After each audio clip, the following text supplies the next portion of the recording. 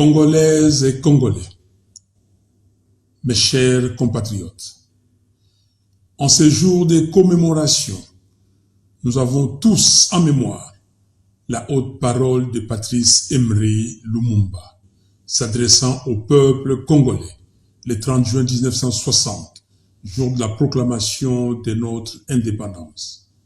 En substance, il a affirmé que, je cite, « c'est par la lutte que l'indépendance a été conquise.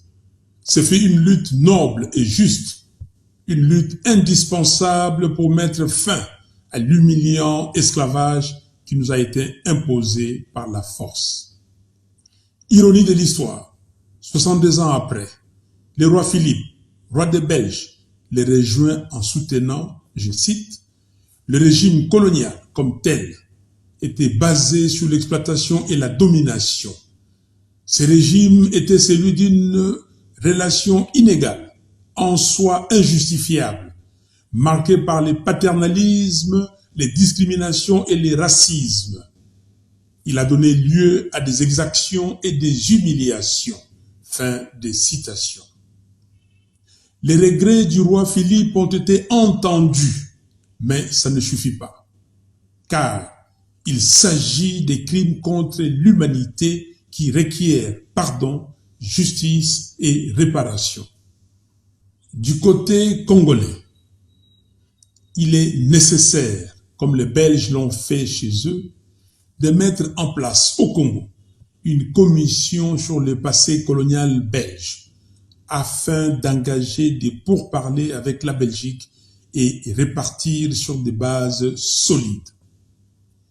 Congolaises et Congolais, dans ces contextes, soutenir aujourd'hui que, je cite, « la porte d'entrée en Europe, parlant de l'Europe diplomatique, politique et des affaires, c'est la Belgique.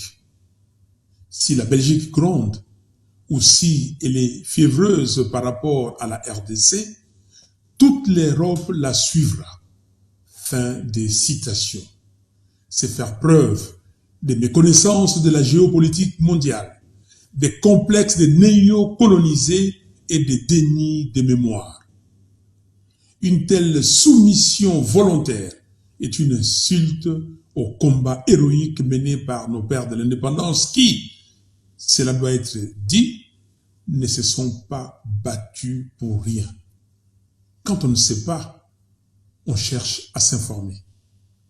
Le passé est la racine du futur. On n'oublie pas le passé. On s'en sert pour bâtir l'avenir. Enseigner notre histoire, c'est donner à nos enfants les clés de l'apprentissage du temps. Tous les Congolais doivent connaître l'histoire de l'esclavage, celle de la colonisation, les cheminements de Simon Kimbangu, tout de la lutte héroïque et douloureuse pour l'indépendance, le soubresaut de la première et de la deuxième République, les drames liés à la guerre d'agression de la RDC par le Rwanda, l'Ouganda et le Burundi. On doit enseigner à nos enfants comment les Congos, fidèles aux traditions ancestrales, a accueilli les Rwandais et les Ougandais contraints à l'exil parce que fuyant les guerres interethniques dans leurs pays respectifs. On doit aussi leur enseigner les circonstances de la naissance de la Troisième République, ainsi que tant d'autres faits qui ont émaillé l'histoire de notre pays. Congolaises et Congolais, 62 ans après l'indépendance, la RDC patauge dans un catastrophique surplace existentiel. Elle est devenue la risée du monde et sa voix ne pèse plus sur le chiquier régional et international. Depuis un quart de siècle, maintenant, ces institutions sont illégitimes, infiltrées et affaiblies. Notre pays est maintenu dans une situation permanente d'occupation, d'instabilité et d'insécurité, afin de pérenniser les pillages de nos ressources naturelles, en s'appuyant sur certains pays voisins bien identifiés. En effet, ce n'est plus un secret que toutes les guerres imposées aux Congolais depuis 1996 sont des guerres fomentées par le Rwanda et l'Ouganda. Et le peuple congolais paye un lourd tribut pour avoir offert son hospitalité à des voisins fuyant la guerre interethnique chez eux. Cet état des choses est malheureusement facilité par la complicité de certains compatriotes.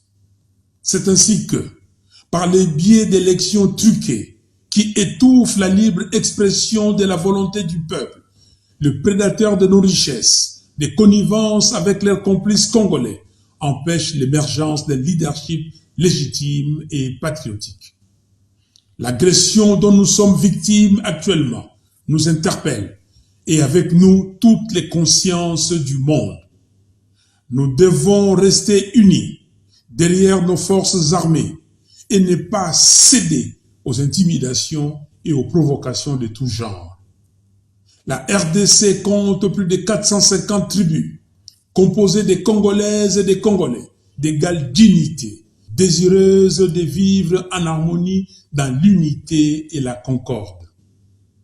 Il est temps que la communauté internationale, qui avait facilité l'accueil de ces réfugiés chez nous, prenne ses responsabilités aussi.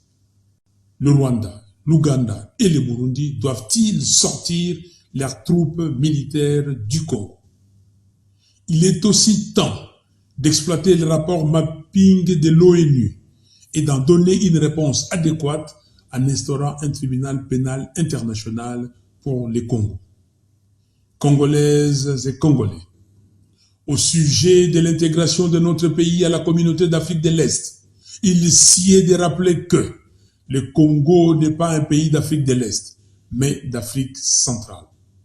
Par conséquent, on ne peut en aucun cas accepter la tentative de partition de notre pays telle que préconisée subtilement dans les communiqués du 20 juin 2022 sanctionnant le 3e conclave des chefs d'État de la communauté d'Afrique de l'Est. En effet, les communiqués précisent que, je cite, « Le chef d'État ont délibéré sur la situation sécuritaire prévalant à l'est de la RDC et sur les mesures visant à promouvoir la paix, la stabilité et le développement dans l'est de la RDC et dans la région plus élargie de l'Afrique de l'Est. » Fin de citation. Notez avec nous la supercherie, le développement dans l'est de la RDC et dans la région plus élargie de l'Afrique de l'Est. Nous ne sommes pas dupes.